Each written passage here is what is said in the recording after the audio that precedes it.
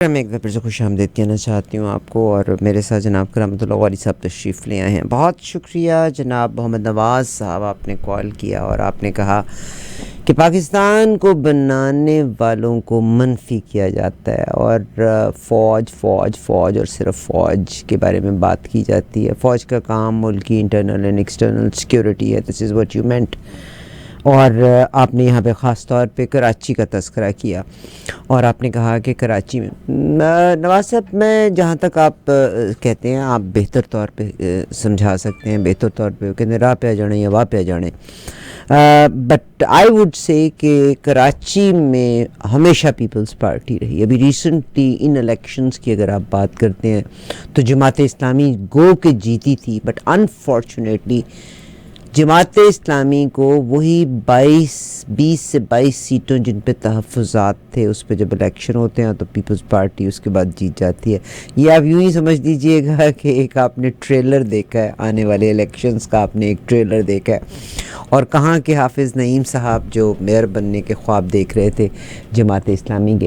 میں آج تک کبھی جماعت اسلامی کو میں نے ووٹ نہیں دیا، never, and I had never my favours with Jamaat Islami, ٹھیک۔ بٹ میں نے ریسنٹلی جب اس کو تفصیل سے دیکھنا شروع، and I might be wrong, آپ لوگوں کی موجودگی میں ہمارا مقصد یہی ہے کہ پیغام کو بہتر طور پہ آگے کر سکیں۔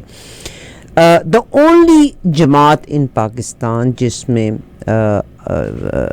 حقیقت میں جمہوریت ہے، یعنی وہ کہتے ہیں نا کہ چیریٹی سٹارٹس ود ان، ہم سے اگر ہم دوسرے کو کہہ رہے ہیں زکوٰۃ دو، خیرات دو، اور ہم خود وہ اچھا کام نہ کریں تو یا اللہ تعالیٰ نے بھی یہ کہا کہ بھئی آپ جب کسی کو کوئی اچھائی کرنے کا کہتے ہو تو یہ نہیں کہ دوسروں کو نصیحت اور خود میاں فصیحت ہو جاؤ، تو چیریٹی سٹارٹس ود ان کی طرح سے دا اونلی پارٹی اور اونلی جماعت جس میں الیکشن ہے اور فیئر الیکشن ہے، that is Jamaat Islami. Peoples party میں کوئی الیکشن، بلکہ آئی ریسپیکٹ الاٹ جناب ابصار عالم صاحب، جب میں نے ابصار عالم صاحب ان کی بات چیت سے بھی اگر آپ دیکھ لیں تو ان کی سپورٹ جو ہے مسلم لیگ نون کے ساتھ ہے، اور جب میں نے ان سے سوال کیا کہ، اور آپ کو پتہ ہے کہ جو نئی شکیں آئی ہیں، جو تبدیلی آئی ہے قوانین میں، جو ترمیم آئی ہے، اس میں ترمیم میں ایک میں یہ ہے کہ اگر جماعتوں میں انٹرا الیکشنز نہیں ہوں گے، اور جو جماعت انٹرا الیکشن نہیں کروائے گی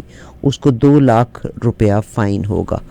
اب دس از ویری انفارچونیٹ کہ آپ جو چیز اپنے ایجنڈے میں ظاہر کر رہے ہیں اس میں سے کوئی ایک جماعت بھی اس کی پاسداری نہیں کرتی۔ آپ جے یو آئی کی بات کر لیں، آپ، مجھے ایم کیو کے بارے میں اتنا نہیں پتہ، مگر میرا خیال ہے ایم کیو میں بھی الیکشن نہیں ہے، ایم کیو میں بھی الیکشن نہیں۔ پیپلز پارٹی کی بات کر کے دیکھ لیں آپ، مسلم لیگ نون کی بات کر کے دیکھ لیں، مسلم لیگ کاف کی بات کر کے لے لیں، یعنی باپ ہے، باپ کے بعد بیٹا ہے، بیٹے کے بعد بیٹا ہے، بیٹے کے بعد بھائی ہے، یعنی with in family he politics چل رہی ہے۔ تو اونلی پارٹی جس کے بیچ میں الیکشن ہے دیٹ از جماعت اسلامی۔ تو بات ہو رہی تھی کراچی کی، تو جماعت اسلامی نے الیکشن کونسل کا جیتا، مگر وہی 20-22 سیٹوں کے اوپر جو مسئلہ تھا، ری الیکشن ہوتا ہے وہاں پہ، اور اس سب میں جیت جاتی ہے پیپلز پارٹی۔ اور انفارچونیٹلی مجھے لگتا ہے جیسے پولیٹیشین، اب آپ لوگوں کا میرا یقیناً اس بات سے اختلاف بھی ہے کہ میں کہتی ہوں کہ پولیٹیشینز کرپٹ ہے، کہ پولیٹیشین خود رشوت لیتا ہے، اگلے الیکشن کے لیے 1 کروڑ 2 کروڑ خرچ کرتا ہے اس الیکشن میں، اگلے الیکشن اس الیکشن کا ریکور کرتا ہے، اگلے الیکشن کے لیے $4 کروڑ سیو کرتا ہے، تو پسا کون؟ عام عوام پسی، ٹھیک۔ اچھا، اب وہ یہ پوری کی پوری سرکمسٹانسز کو اپنے کنٹرول میں کرنے سے منی ٹاکس والی بات ہے، اس پولیٹیشین کو یہ پتہ ہے کہ کس کس کا منہ کتنا سے بند کرنا ہے، کس کس کو کیا پیسہ دینا ہے کہ اس کا منہ بند ہو جائے۔ آپ کو پتہ ہی ہے، چاہے وہ جرنلسٹ کی بات کر لیں، چاہے آپ جس کی بھی بات کر لیں، اور اسی طرح سے جو فوج ہے پاکستان کی وہ آسمان سے تو اتری نہیں ہے۔ فوج بھی کون ہے؟ میں اور آپ میں سے یہ نا، انہی ماؤں کے بیٹے ہیں، اسی ملک میں پلے ہیں، اسی ملک میں بڑے ہیں، اور اس فوج میں سے بھی کرپٹ ہے۔ But and the last thing is کہ فوج کی پروموشنس میں، اور جو ان کی کورسز ہوتے ہیں انٹرنیشنلی، اور جو یہ لوگ ڈیپوٹیشن پہ جب یہ جاتے ہیں، ان کی لاسٹ جرنل بننے کے لیے چند ایک کورسز جو ہیں وہ امریکہ میں ہیں۔ اب اس میں لاکھ باہر نکل کے آپ میں اور میں کمر کے اوپر ہاتھ رکھ کے جگوں کی طرح بازو چڑھا کے ہم جو مرضی کہہ لیں، بٹ انفارچونیٹلی دنیا کا وقت کا فرعون تو اس وقت امریکہ ہی ہے نا۔ میں اور آپ کینیڈا کیوں بیٹھے؟ بیکاز ڈالر از اسٹرانگر دین پاکستان میں جتنے امیر لوگ ہیں. غریب آدمی کا تو بینک بیلنس روپوں میں ہوتا ہے. امیر آدمی کبھی اپنا پیسہ روپوں میں رکھتا ہی نہیں. امیر آدمی ہمیشہ اپنا اکاؤنٹ جو ہے وہ ڈالرز میں رکھتا ہے. آپ دور کیوں جاتے ہیں؟ خون کے رشتے ہوتے ہیں, اور خون کے رشتوں کے بیچ میں اگر وہ بھائی بہن پیسے دیتا ہے, جو امیر آدمی ہے وہ کہتا ہے دیکھ میں جو ڈالر میں دے رہا تو ڈالر میں واپس کریں, میں نے روپوں میں نہیں واپس دینا, کیونکہ اگر وہ روپے میں لے گا تو روپیہ ڈی ویلیویٹ ہو چکا ہوگا. تو وقت کا فرعون تو امریکہ ہی ہے نا.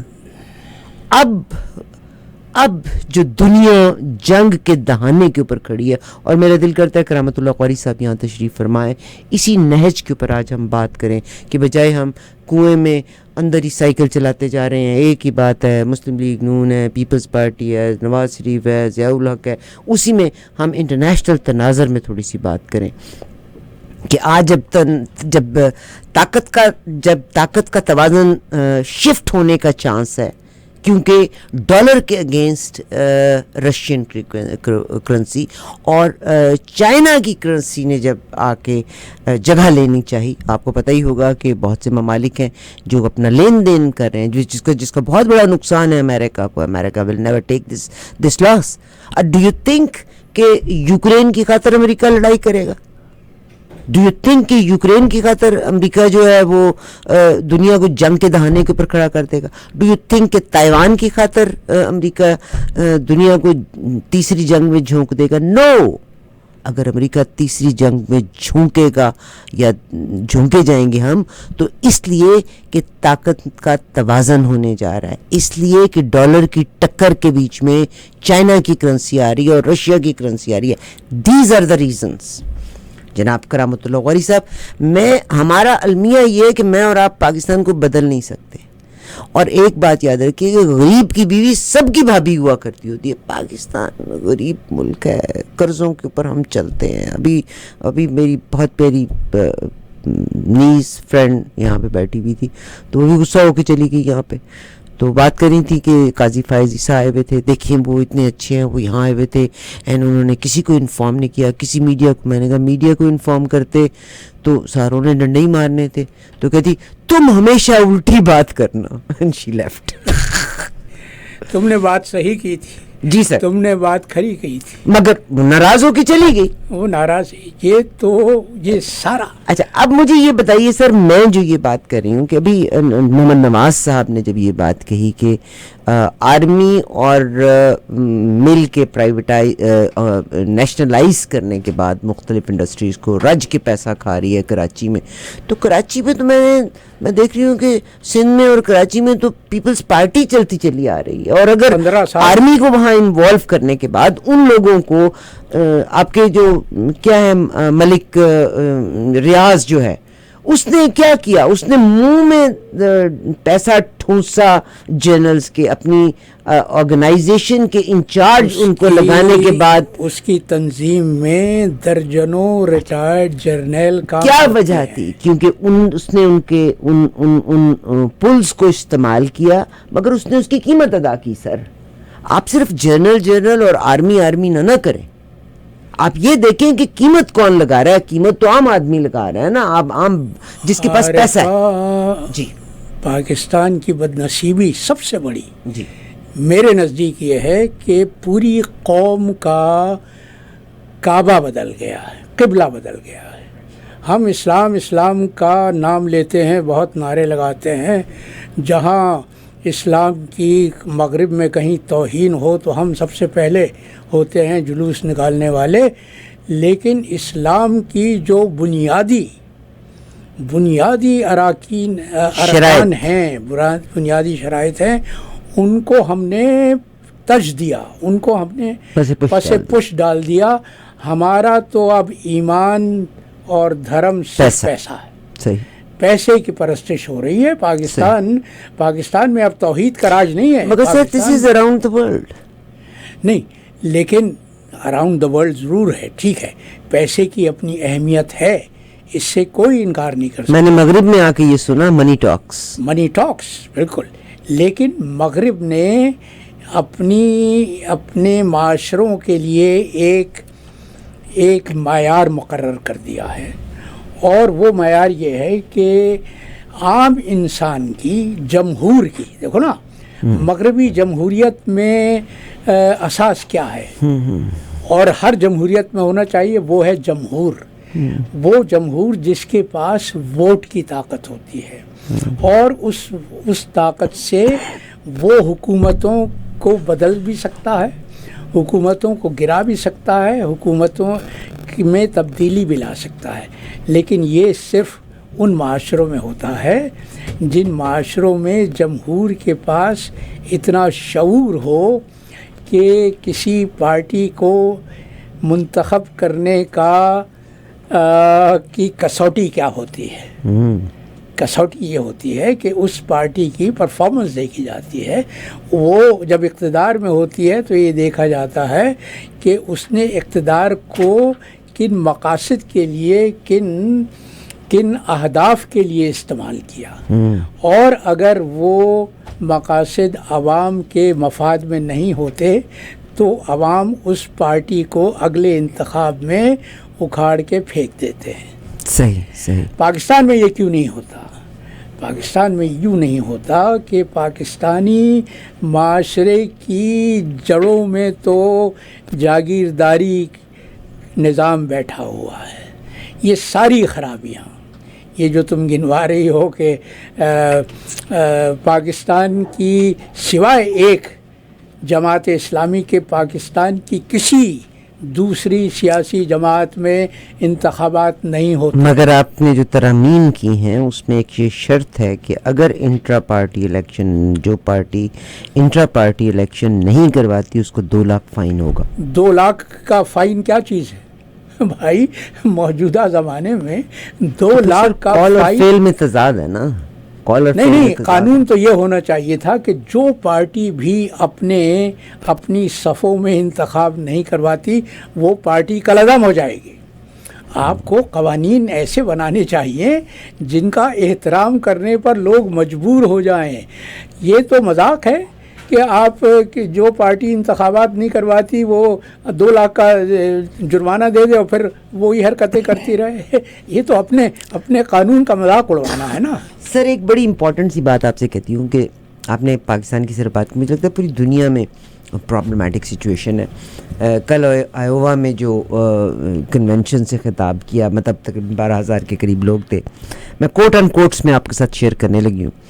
انہوں نے کہا کہ ٹرمپ کے خلاف اب وہ جو کہا جا رہا ہے وہ یہ کہا جاتا ہے کہ جو ڈونلڈ ٹرمپ کے فیور کرتے ہیں جو ان کو، اور اس میں تقریباً 12 سے زیادہ امیدواروں نے اپنا خطاب کیا. they were in their seats, nobody faced each other, but کوئی ایک شخص ڈونلڈ ٹرمپ کے خلاف نہیں بولا. صرف ایک ہرڈ سمتھنگ وال ہرڈ ہیں جنہوں نے کچھ کہا، ٹھیک، تو لوگوں نے ان کو اتنا بو کیا کہ ان کی آواز دب کے رہ گئی. اب ان کے پسند کرنے والے، اب کوٹ ان کوٹس میں اسٹیبلشمنٹ کا ذکر آیا ہے، انہوں نے کہا کہ اگر سیاسی اسٹیبلشمنٹ ڈونلڈ ٹرمپ کو راستے سے ہٹانے کی کوشش کر رہی ہے تو اس لیے کیونکہ اسٹیبلشمنٹ کو خوف ہے کہ جو بائیڈن جو ہے نا ان کو ڈونلڈ ٹرمپ ہرا سکتے ہیں. ٹھیک. ایک اور چیز جو ہے اور وہ یہ ہے کہ اگر یعنی اس وقت ڈونلڈ ٹرمپ کے اگینسٹ ان کی پارٹی سے کوئی نکل کے باہر آ نہیں رہا تو لوگوں کی رائے پیچھے رہتی جا رہی ہے. بٹ اسٹیبلشمنٹ کا جیسے یہاں امریکہ میں بھی ذکر آیا تو لیکن امریکہ کی اسٹیبلشمنٹ وہ نہیں ہے اسٹیبلشمنٹ جو پاکستان میں ہے. پاکستان میں، امریکہ میں سیاسی اسٹیبلشمنٹ ہے، ہر پارٹی کی اپنی اسٹیبلشمنٹ ہے. تو یہ جو کہا جا رہا ہے کہ اسٹیبلشمنٹ ڈونلڈ ٹرمپ کو باہر رکھنا چاہتی ہے مقابلے سے، تو یہ اشارہ ہے ڈیموکریٹک پارٹی کی اسٹیبلشمنٹ کی طرف. صحیح. پاکستان میں اسٹیبلشمنٹ تو صرف ایک ہی ہے اور وہ ہے وردی راج. اور وہ وردی راج اب اپنے کیا پینترے بدل رہا ہے. وہ یہ اس کی تفصیل مجھے نہیں معلوم کہ تم نے وہ ٹریبیون کی، ایکسپریس ٹریبیون کی رپورٹ پڑھی ہے یا نہیں، جو 2 دن پہلے 29 جولائی کو شائع ہوئی تھی. تمہیں یہ تو یاد ہے کہ موجودہ حکومت نے ایک نئی ایک نئے باڈی تشکیل کی ہے جس کا نام دیا گیا ہے اسپیشل انویسٹمنٹ فیسیلیٹیشن کونسل. اور اس فیسیلیٹیشن کونسل میں وزیر اعظم بھی ہیں اور ان کے مساوی چیف آف آرمی اسٹاف بھی ہیں. اب دنیا کی کوئی اور کسی فوج سے تم مجھے یہ مثال نہیں دے سکتی کہ فوج کا سربراہ معیشت کے پروموشن کے لیے، معیشت کے فروغ کے لیے جو نئی کونسل بنائی گئی ہے اس کی سربراہی کر رہا ہے وزیر اعظم کے شانہ بشانہ کھڑے ہو کے. بیکاز سر پولیٹیشینز ہمارے سنسیئر نہیں ہیں نا، none of them is sincere. And جیسے ہلری کلنٹن نے جب ڈیپ اسٹیٹ کو ڈیفائن کیا تھا، انفارچونیٹلی آپ جس کو بھی مورد الزام ٹھہرا لیں، گورنمنٹس کا ٹینیور پورا نہیں ہوتا and they feel it easy to talk to army کے نہیں ہونے دیتا. ٹھیک سر، اس سوال کا جواب دو نا کہ کون پورا نہیں ہونے دیتا. آج تک پاکستان میں کسی وزیر اعظم کو 5 سال کی پوری مدت ملازمت پوری نہیں کرنے دی گئی. اور نہ کرنے دینے والے کون تھے؟ وہ جن کو تم ملک کے اسٹیبلشمنٹ کہتی ہو وہی تھے نا. وہ عمران کی حکومت کس نے گروائی؟ وہ تو اب ساری سازش بے نقاب ہو چکی ہے کہ باجوہ سے شروعات ہوئی. باجوہ کی شہ پر عمران کے اتحادی عمران سے الگ ہوئے. عمران کی اپنی پارٹی میں جو بکنے والے تھے وہ بکے، اور اس طرح سے ایک منتخب حکومت کو جو پاکستانی معیشت کو پروان چڑھا رہی تھی، جس کے دور میں پاکستانی معیشت 6% کی شرح سے ترقی کر رہی تھی، اس کو ختم کر دیا گیا. آج IMF کی رپورٹ پڑھی ہے تم نے؟ وہ کیا کہتی ہے پاکستانی معیشت کے متعلق؟ وہ کہتے ہیں کہ پاکستان کی معیشت اس وقت منفی شرح سے بڑھ رہی ہے یا زوال پذیر ہے. اور ادھر اب یہ جو اسپیشل انویسٹمنٹ فیسیلیٹیشن کونسل بنائی گئی ہے، اس نے پاکستان کو پورے کا پورا نیلامی پر لگا دیا گیا ہے. 28 منصوبے خلیج کے عرب ممالک کو سرمایہ کاری کے لیے پیش کیے گئے ہیں. ان منصوبوں میں سر فہرست گوادر میں وہ آئل ریفائنری ہے جس کا منصوبہ ایک عرصے سے پاکستان اور سعودی عرب کے درمیان چل رہا تھا، لیکن سعودی حکومت کی طرف سے اس کے فروغ کے لیے کوئی اقدام نہیں کیا گیا تھا. اب حکومت پاکستان نے گھٹنے ٹیک دیے ہیں.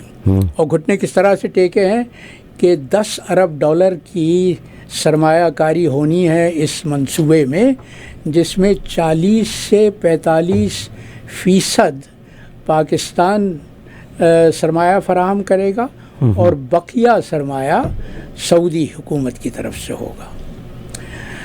اور دلچسپ بات یہ ہے کہ اسی کونسل کے تحت پاکستان کی فوج کو چولستان میں 10,000 ایکڑ زرعی زمین الاٹ کر دی گئی ہے، جہاں پر کارپوریٹ فارمنگ ہوگی.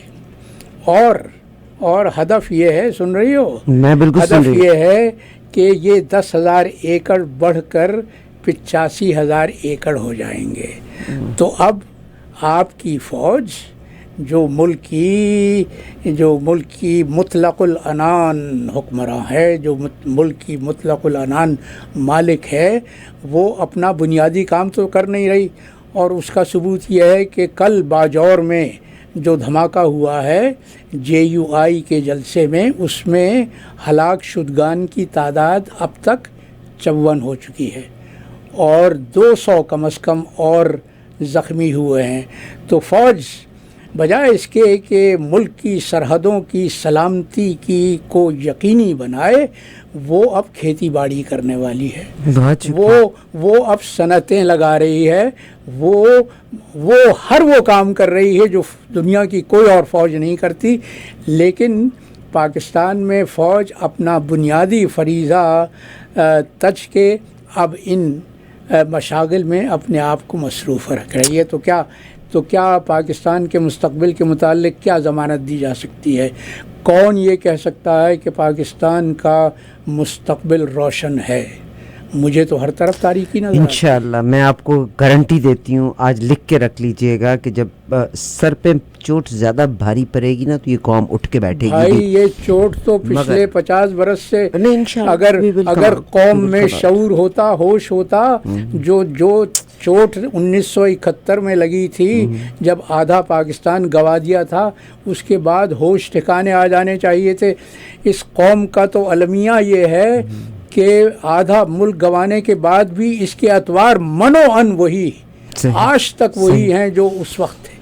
سر آپ مجھ سے اور ایک عام پاکستانی سے بہت مختلف ہیں، and we are very proud to have you here with us, کیونکہ میرا ایکسپوئر ہے صرف اپنی کمیونٹی سے ملنا دیکھنا. آپ نے انٹرنیشنل اسکیل پہ پاکستان کو ریپرزینٹ کیا ہے. I believe and I might be wrong, آپ مجھے غلط ثابت کر سکتے ہیں، یہ سر انٹرنیشنل نیوز کا، اور میرا دل چاہتا ہے کہ ہم اپنے اداروں کو مضبوط کریں. ڈیفینیٹلی یہ بڑا رول پلے کرے گا ہمارے مورال میں اور ہمارے ملک کے لیے. امریکہ میں بھی اس سے پہلے بہت ساری جو اپوائنٹمنٹس ہوا کرتی تھی نا آن کوالیفیکیشنس ہوا کرتی تھی، اور اس سسٹم میں بھی. اب میں یہاں کا اخبار آپ کو دے رہی ہوں. ڈیفنس سیکرٹری جو پینٹاگون کی ہے، میں بار بار یہ کہتی ہوں کہ لوگوں کو ہم نے انفارم کرنا ہے بجائے اس کے کہ ہم اپنے اداروں کے لیے ہمیں کمپیئر کرنا ہے. اور آپ جیسے شخص سے جتنے خوبصورت طریقے سے آپ کمپیئر کر سکتے ہیں کوئی بھی نہیں کر سکتا. ڈیفنس سیکرٹری لائڈ آسٹن امریکہ کے ordered hundreds of Pentagon advisor board members to resign as part of the board review of the panel, essentially purging several dozen who were appointed last minute under the Trump administration. So Trump administration نے کیا کیا کہ جانے سے پہلے they didn't do anything otherwise، مگر انہوں نے جو بھرتیوں کے بیچ میں اپنی انفلوئنس، ایک پولیٹیشین نے اپنی انفلوئنس سے فوج میں اپنے بندے بھرتی کر دیے. ان کی فیورز اس پولیٹیشین کے ساتھ تھی. During the last 2 months of his tenure, Donald Trump کے former acting defence secretary Christopher Miller removed a number of long-time members from the several defense policies, health, science and business boards and replaced many with the loyalists from the President Donald Trump. اب میں پورا article تو میں پڑھ نہیں سکتی، یہ in system کا ہے. اس کا مقصد یہ ہے کہ امریکہ میں بھی جب یہ پرابلم ہوئی، رائٹس ہوئیں یا پرابلمز آئیں، تو کب آئیں؟ جب کرائٹیریا یا کریڈینشل کے بجائے بھرتیاں اعلیٰ اداروں کے بیچ میں پولیٹیکل انفلوئنس کے جو پرانے لوگ تھے یا جو کام کے لوگ تھے ان کو، یہ میں آپ کے ساتھ اس نے جیسے کہا نا کہ انہوں نے فارغ کیا long time members from the several defence policies. Miller removed number of long-time members from the several defense policies, healthcare, science, business and replaced with the loyalist people. ٹھیک. اب پاکستان میں تو یہ چیز بالکل کامن ہے. پی آئی اے بیٹھی، پی آئی اے کا بھٹا اس لیے بیٹھا کیونکہ پولیٹیشنز نے اپنے لوئلسٹس کو جو کہ کوالیفائڈ بھی نہیں تھے ان کو پوزیشن دی. امبیسڈرز کے میں پولیٹیشنز نے اپنے لوئلسٹس کو امبیسڈرز تک بنا کے بھیجا. یہ تو اب سر نئی بات نہیں، اب آپ وہاں ہیں نا. تو میرا کہنے کا جو آپ سے ریکویسٹ جو میں کرنے جا رہی ہوں، تو آپ بار بار فوج کا کہتے ہیں، میں یہ کہتی ہوں کہ پولیٹیشنز نے اپنے لوئلسٹ کو ہر ڈپارٹمنٹ میں جگہ دی. اسٹیل مل ہماری ایسے بیٹھی، پی آئی اے ہماری ایسے بیٹھی، اور جو ادارے ہیں ہمارے ایسے بیٹھے. ٹھیک، یہی وجہ تھی نا ان کے ٹھپ ہونے کی. فوج بھی ٹھپ ہو گئی کیونکہ اپوائنٹمنٹس کن کی ہوئی تھیں. ابھی یہ جو جب آرمی چیف کے نئے کا انتخاب تھا 4 لوگوں کا نام تھا, اس میں عاصم منیر صاحب کا نام نہیں تھا, مگر نواز شریف صاحب وانٹڈ عاصم منیر بھی دی چیف آف آرمی اسٹاف. تو عاصم منیر ریٹائر ہو چکے تھے 3 دن پہلے, ان کو ایکسٹینشن ایک 27 اور 29 کا 2-3 دن کا فرق تھا. تو میں جو آپ سے بات کر رہی ہوں, بجائے اس کے کہ ہم دائیں بائیں گھومیں, پولیٹیشنز نے اپنے لوئلسٹس کو عدلیہ میں لگایا, فوج میں لگایا, اپنے پوزیشنز دیں, پولیس میں لگایا, آپ کے ہر ادارے کو. تو who made the system corrupt? These are the politicians. اب آپ بتائیے. پہلی بات تو میں یہ کہوں گا کہ پاکستان کا امریکہ سے موازنہ کرنا چھوڑ دو. نہیں سر, امریکہ عالمی طاقت ہے. امریکہ 200-250 برس پرانی جمہوریت ہے. امریکہ میں نظام یکسر مختلف ہے. امریکہ کے صدر کو وہ پاورز حاصل ہیں جو دنیا کے کسی صدر کو نہیں ہیں. امریکہ کا صدر جو منتخب ہوتا ہے وہ چاہے تو امریکہ کے باہر جتنے بھی سفراء ہیں ان سب کو وہ تبدیل کر سکتا ہے.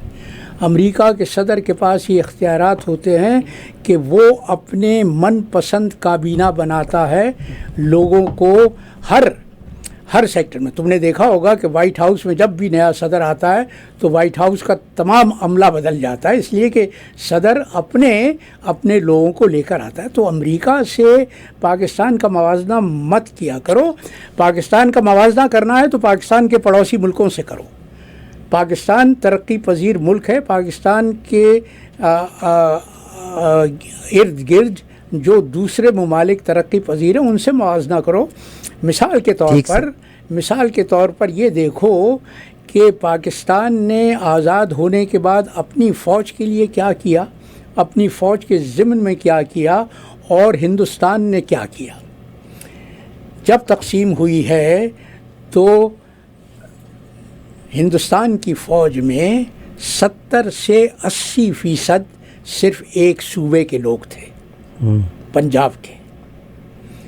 پنڈت نہرو نے کیا کیا کہ ہندوستان آزاد ہونے کے بعد انہوں نے ہر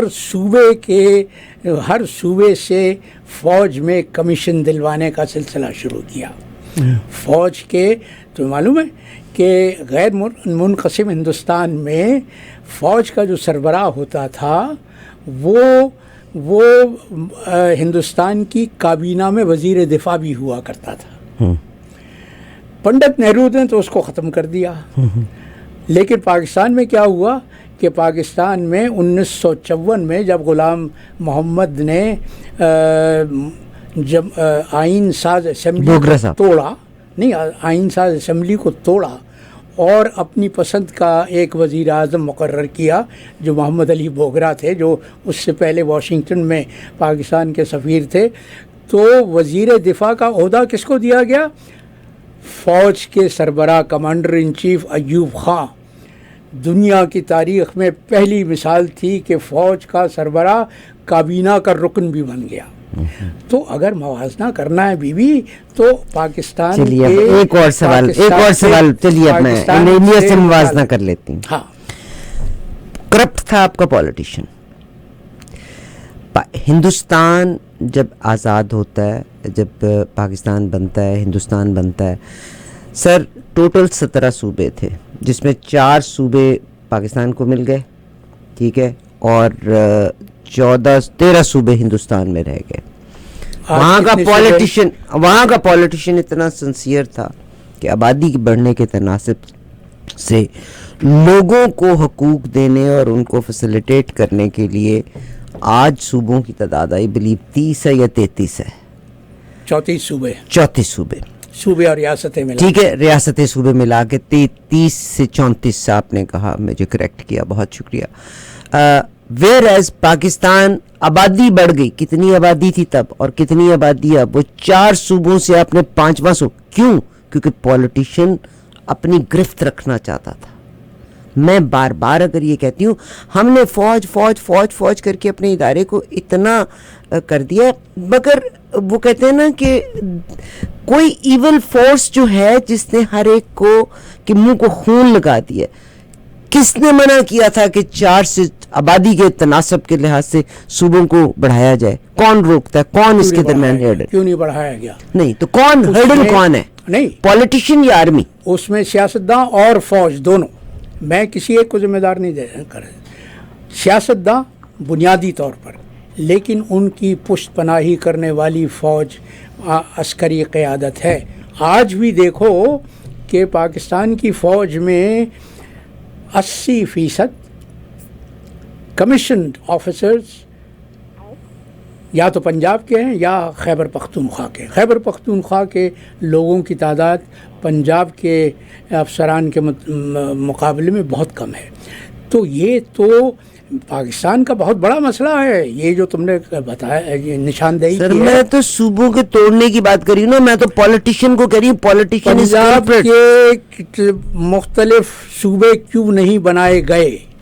کیونکہ وہ اپنی اجارہ داری ختم نہیں ہونے دینا چاہ رہے آپ کے پولیٹیشین. اس میں سب ہر صوبے کے سیاستداں شامل ہیں. اس میں سندھ کے وڈیرے بھی ہیں. Thank you sir. اس میں پنجاب کے جاگیردار بھی ہیں. کہ پاکستان کی جو بیماری ہے اس کی کوئی ایک وجہ نہیں ہے. آپ نے مجھے کہا امریکہ سے تم مقابلہ نہیں کر سکتی. اچھا بھائی، امریکہ آپ پہ رول کرتا ہے، پھر آپ وقت کا فرعون ہے، وہ دنیا کی کسی بھی طاقت کو بدل سکتا ہے. آپ دنیا کے نقشے کے اوپر دیکھ لیں کتنے ملکوں میں رجیم چینج کیا.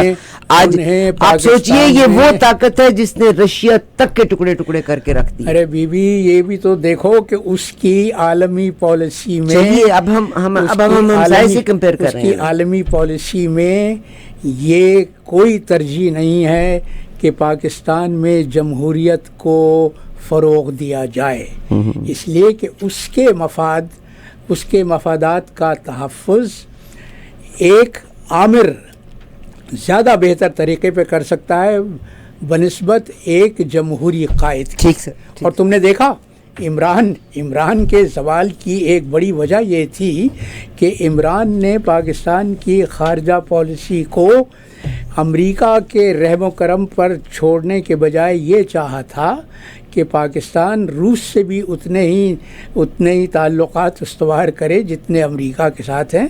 یہ امریکہ کو پسند نہیں تھا، لہٰذا امریکہ نے اپنے اس رکن کو استعمال کیا پاکستان میں، جو اس کا پاکستان کی ریاست میں سب سے بڑا حلیف ہے، اور وہ ہے فوج. میں بارہا بتا چکا ہوں کہ پاکستان امریکہ کے تعلقات کی بنیاد وہاں سے پڑی جب آئزن ہاور کے دور میں، یہ 1950 کے ابتدائی سالوں کی بات ہے، جب آئزن ہاور کی ٹیم پاکستان کی فوج کے ڈسپلن سے متاثر ہوئی اور اس نے یہ فیصلہ کیا کہ سرد جنگ میں روس کے خلاف اگر کوئی اتحادی امریکہ کے سب سے زیادہ کام آ سکتا ہے تو وہ پاکستان کی فوج ہے. Because of the discipline. میں آپ سے یہی ایک ریکویسٹ جو کرنا جا رہی ہوں کہ پاکستان کو امریکہ سے ہم نہیں کمپیئر کر سکتے. رجیم چینج کروانا اس کا کام ہے. امریکہ طاقتور ہے، ہم نہیں کر سکتے. ہم اپنے ہمسائے سے کمپیئر کریں معاملہ تو ہم اپنے معاملے کو لے کے کہیں اور چلے جاتے ہیں. میں کہتی ہوں دا مین کلپریٹ از پولیٹیشین. کہ ہندوستان کی طرح سے پنجاب میں یہ دسترس، وڈیرے کی دسترس سے نکلنے کے لیے یا اس پاور کو توڑنے کے لیے پنجاب کے صوبے بننے چاہیے تھے. بالکل بننے چاہیے. سندھ کے صوبے نہیں بننے دیے because are politician are culprits. Sindh کے صوبے بھی بننے چاہیے، بلوچستان کے صوبے بھی بننے چاہیے. ایک دیکھو المیہ جس کو میں کہتا ہوں کہ انگریز نے فاٹا کا علاقہ اپنی سہولت کے لیے بنایا تھا، اس لیے کہ وہ قبائلی علاقے کو ایک بفر کے طور پہ استعمال کرتا تھا تاکہ افغانستان کے راستے سے کوئی طاقت ہندوستان میں اس کے استحکام کے لیے چیلنج نہ بنے. پاکستان بننے کے بعد یہ ہونا چاہیے تھا کہ دوسرے ہی دن قبائلی علاقے کو صوبہ سرحد میں ضم کر دیا جاتا، لیکن وہ کام مؤخر ہوتا رہا، ہر حکومت نے وہ ٹالا، آخر میں وہ کام کہاں جا کے ہوا؟ وہ عمران خان کے دور حکومت میں ہوا۔ بہت شکریہ۔ اور عمران خان تحریک انصاف کو مجھے تو خود اپنا وقت یاد ہے کہ میرا ڈرائیور، میں پاکستان جب جایا کرتی ہوتی تھی سب کو کہا کرتی تھی وی نیڈ اے چینج، مگر خان صاحب نے اپنے ارد گرد آنے کے بعد، جیسے بھٹو صاحب نے غلطی کی تھی، مشورے کو مانا، الیکٹیبلز کو لے کے آئے، بہت بڑی غلطی تھی، جہانگیر ترین کی بات کو سنا، بہت بڑی غلطی کی، اتنا عرصہ پریشر رہا، بزدار کو چینج نہیں کیا، وہ بھی خان صاحب نے غلطی کی۔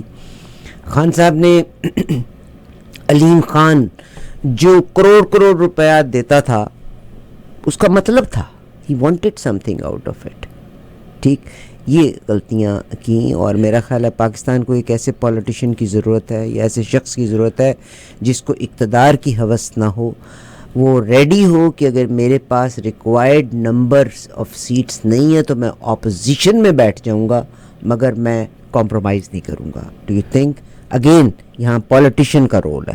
کیا فرمائیں گے؟ بھائی یہی تو رونا ہے کہ پاکستان کے جمہوری کلچر کو پنپنے کا موقع ہی نہیں دیا گیا۔ آج تک ہمارے سیاسی کلچر کی جڑیں مضبوط نہیں ہو سکیں، اور اس لیے مضبوط نہیں ہو سکیں کہ وہ جو پاکستان کے مالک و مختار ہیں وہ یہ نہیں چاہتے کہ سیاسی جماعتیں عمران خان کو آرمی نے مجبور کیا تھا کہ وہ الیکٹیبلز لائیں۔ نہیں، یہ تو پاکستان کا سیاسی کلچر ہے بھائی۔ عمران نے پہلے 10 برس 15 برس تک، بلکہ زیادہ، جی 22 سال ٹوٹل پیریڈ، 22 میں سے 15 برس تک عمران نے کوشش کی کہ وہ نوجوانوں کو اور نئی نسل کو اپنے ساتھ لے کر الیکشن جیت سکے۔ نتیجہ کیا نکلا کہ سوائے 1-2 نشستوں کے اور کامیابی نہیں ہوئی۔ اس کے بعد عمران کو یہ مشورہ دیا گیا کہ جب تک تم الیکٹیبلز کو اپنے ساتھ شامل نہیں کرو گے تم الیکشن نہیں جیت سکتے۔ تو وہی ہوا جو پاکستان میں ہمیشہ ہوتا ہے کہ وہ الیکٹیبلز جو عمران کی کے چڑھتے سورج کو دیکھ کر اس کے ساتھ آئے، وہ جیسے ہی حدت بڑھی، حرارت بڑھی، وہ موم کے پتلوں کی طرح سے پگھل گئے۔ اور موم کے پتلوں پہ مجھے یاد آیا کہ آج چین کے نائب وزیر اعظم اسلام آباد پہنچے ہوئے ہیں، ان کو پن لگا دی، لیکن پاکستان کے وزیر خارجہ بلاول بھٹو صاحب وہاں دبئی میں بیٹھے ہوئے ہیں، اس لیے کہ وہاں ان کی والدہ محترمہ کے موم کے مجسمے کا افتتاح ہونے والا ہے، نقاب کشائی ہونے والی ہے۔ تو جس ملک کے وزیر خارجہ کی یہ ترجیحات ہوں کہ وہ چین جیسے اہم پڑوسی ملک کے نائب وزیر اعظم کے استقبال کرنے کے بجائے دبئی میں جا کے بیٹھ جائے۔ اور یہ میں عارفہ، یہ اعداد و شمار سرکاری ہیں جو دفتر خارجہ سے مجھے ملے ہیں کہ 15 مہینے میں آپ کے وزیر خارجہ نے 105 دورے غیر ملکی دورے کیے ہیں۔ ہر مہینے کا اوسط ہو جاتا ہے 7 دوروں کا، اور 465 دن میں سے انہوں نے 345 دن بیرون ملک گزارے ہیں۔ یہ ہے پاکستان کا سیاسی کلچر، جس کی بنیاد پر ہم جمہوریت کو فروغ دینا چاہتے ہیں۔ وہ جو شیخ سعدی نے کہا تھا نا کہ جس دیوار کی نیو ہی کمزور ہو اس دیوار کو تم اوج ثریا تک لے جاؤ لیکن وہ پھر بھی کمزور رہے گی۔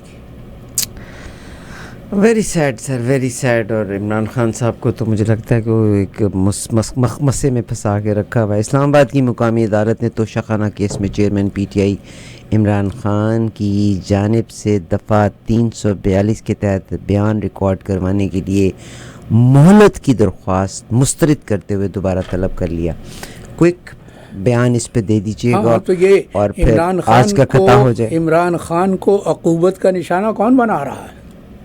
یہ تو عقوبت کا نشانہ یہ تو رانا ثناء اللہ فوج کی ترجیحات نا. رانا ثناء اللہ کی کیا حیثیت ہے؟ رانا ثناء اللہ یا شہباز شریف یا خواجہ آصف وہ بد نہاد بد زبان فحش گو وزیر دفاع جو اسمبلی کے ایوان میں کھڑے ہو کے عورتوں کی تکذیب کرتا ہے، ان کی ہتک کرتا ہے. یہ تو مہرے ہیں، یہ کٹ پتلیاں ہیں، ان کی ڈوریاں تو جن ہاتھوں میں ہیں وہ سب جانتے ہیں.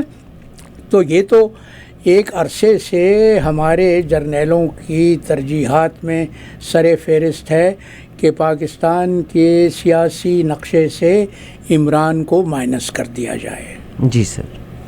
اور یہ جو 200 سے زیادہ کیسز ہو چکے ہیں اب عمران کے خلاف، کیا مذاق بنا. جان تو کسی میں بھی نہیں ہے نا. دیکھیے ان کو اریسٹ تو کوئی بھی نہ کر سکا نا، لیکن مقصد تو ہراساں کرنا ہے. ہراساں کرنا ہے. مقصد تو یہ ہے کہ عمران کو چین سے بیٹھنے نہیں دیا جائے، اس لیے کہ پاکستان کے جاگیرداری کلچر میں ہمیشہ سے یہ اصول رہا ہے کہ اپنے حریف کو اتنا پریشان کرو کہ وہ یا تو بک جائے یا خود ہی منظر عام سے غائب ہو جائے. عمران وہ کرنے کے لیے تیار نہیں ہے. عمران اپنی جگہ پہ ڈٹا ہوا ہے، کھڑا ہوا ہے. اسی لیے ہمارے جرنیلوں کے لیے اور ان کے کٹ پتلی سیاستدانوں کے لیے یہی لمحہ فکریہ ہے. آج کا قطع ہو جائے جناب. آج کا قطع تو اسی اطلاع کے بعد ہوا ہے کہ یہ سر ایک اور چیز میں آپ کی موجودگی میں اس کو شیئر کرتی چلوں گی. سینٹ کے چیئرمین صادق سنجرانی نے پرتشدد انتہا پسندی کی روک تھام سے متعلق بل حکومتی اور اپوزیشن اراکین کی مخالفت میں ڈراپ کر دیا. اور آپ کو پتہ ہی ہے کہ اپوزیشن کے بیچ میں پی ٹی آئی تو نہیں ہے اس وقت اور سو کالڈ لوگ ہیں. چیئرمین سینٹ نے روک تھام کا بل دوبارہ ایوان میں لانے کی رولنگ دیتے ہوئے کہا کہ آج بل مؤخر کیا گیا، مگر صاحب انہوں نے سینٹ کے ایک رکن ہیں ہمایوں محمد، انہوں نے کہا کہ رانا ثناء اللہ شاید اس بل کی صورت میں تحریک انصاف کو انتخابات سے روکنے کی بات کر رہے ہیں اور اس ایک شخص سے بو آ رہی ہے کہ تحریک انصاف کے خلاف ہے. اگر ایسا کرنا ہے تو پھر مارشل لا لگا دیں. تو اب جماعت اسلامی کے سینیٹر مشتاق احمد نے بھی بل کی مخالفت کر دی ہے اور انتہا پسندی کا بل سینٹ میں پاکستان ڈیموکریٹک موومنٹ حکومت پیش کر رہی ہے. حکومت کے تیور بتا رہے ہیں کہ اس کو کمیٹی بھیجنے بحث کرنے کی اجازت نہیں دیں گے اور اسی وقت اس کو منظور کر لیں گے. تو اب اس کو بھی پچھلے دروازے سے منظور کیا جائے گا، مگر کہا یہی جا رہا ہے کہ شاید یہ تحریک انصاف کو وائپ آؤٹ کرنے کا ہر حربہ آزمایا جا رہا ہے. قوانین کی اسٹیم رولنگ ہو رہی ہے باقاعدہ. تو مجھے معلوم ہے کہ کل کابینہ کی فرمائش پر اسمبلی نے یہ بل منظور کیا ہے کہ پنجاب میں نئی 25 یونیورسٹیاں بنائی جائیں گی. صرف پنجاب میں، باقی 3 صوبوں کا کوئی ذکر نہیں ہے. صرف پنجاب میں مزید 25 یونیورسٹیاں بنائی جائیں گی، جبکہ آپ کی یونیورسٹیوں کا جو حال ہے وہ تم نے دیکھ لیا کہ وہ جو بہاولپور کی اسلامیہ یونیورسٹی میں اسکینڈل ہوا ہے اور اس کے بعد پھر ملتان کی بہاؤالدین زکریہ یونیورسٹی میں بھی اسی طرح کے ایک اسکینڈل بے نقاب ہوا ہے. تو جہاں ملک کی یونیورسٹیوں کا یہ عالم ہو کہ وہاں لڑکیاں محفوظ نہ ہوں، ماجد صاحب میں تو سر پیٹتا ہوں. مجھے اپنا زمانہ یاد آتا ہے وہ کراچی یونیورسٹی کا کہ کیا ماحول تھا، اس میں کیا لڑکیوں کی عزت تھی، کیا حفاظت تھی. وہاں اس قسم کی کوئی غیر اخلاقی حرکت کا تصور نہیں کیا جا سکتا تھا. یہ جو زوال معاشرے میں ہو رہا ہے یہ المناک ہے. ہم کہاں جا رہے ہیں؟ ہم تو تہذیبی طور پر، اخلاقی طور پر پتھر کے دور کی طرف جا رہے ہیں۔ جناب کرامت اللہ قاری صاحب، ایکس امبیسڈر 40 سال کا عرصہ گزارا، جی آج کا قطع ہو جائے، آج کا قطع بھی سن لو ماجد صاحب، سنیے کہ حل چل رہا ہے دیس میں عرصہ دراز سے، حل چل رہا ہے دیس، حل چل رہا ہے۔ یہ اس خبر کے بعد میں نے کہا ہے کہ فوج 10,000 ایکڑ پر چولستان میں کارپوریٹ فارمنگ کرے گی۔ حل چل رہا ہے دیس میں عرصہ دراز سے، اب فصل نو اگے گی نئے اس آغاز سے، اب فصل نو اگے گی نئے اس آغاز سے، کہتے ہیں شیر و شہد کی نہریں بہیں گی اب، کہتے ہیں شیر و شہد کی نہریں بہیں گی اب، ابلیں گے چشمے معجزے بندہ نواز سے۔ کیا بات ہے سر، بہت خوب۔ ابلیں گے چشمے معجزے بندہ نواز سے۔ تو یہ جو ہمارے فوج کے سربراہ ہیں، یہ بھی تو نواز کے پروردہ ہیں، اللہ اسی تعالیٰ کی خیر مہربانی سے یہاں ہیں۔ کرامت اللہ قاری صاحب کو آپ نے سماعت فرمایا، آپ کے فیڈ بیک کے لیے ہم منتظر رہیں گے سر، آپ کا بہت شکریہ۔